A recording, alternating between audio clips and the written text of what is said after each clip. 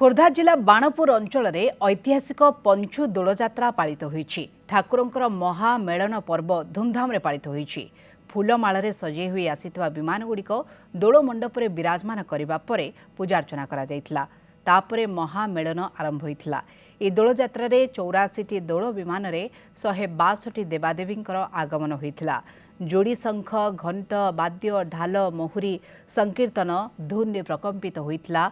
बाणपुर पल्टन पड़िया मुख्य उद्देश्य रहिबो शांति श्रृंखला रक्षा करबा, ट्रैफिक नियंत्रण, राजहानी, इफ्टिजिंग ये सब को प्रतिहत करने पे आम व्यापक बंदोबस्त करूँ।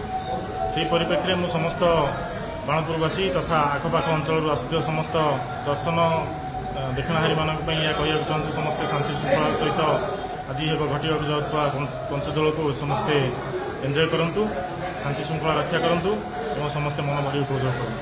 आम जानना क्यों जुगरू आरंभ हो बाणपुर अंचलवासी सबुठार बड़ पर्व एवं जितेबाला कौन जगार आप देखुं कौन असुविधा हो प्रशासनिक अधिकारी मान साहाय्य ने पंचदल पड़िया कमिटीर मेंबर्स मान साहाय्य ने आशा करुच्ची माँ भगवती माटी आपण मैंने समस्ते सहयोग कले प्रति वर्ष परी ए वर्ष आमर पवित्र ऐतिहासिक पल्टन पड़िया पंचदोल यात्रा सफल है।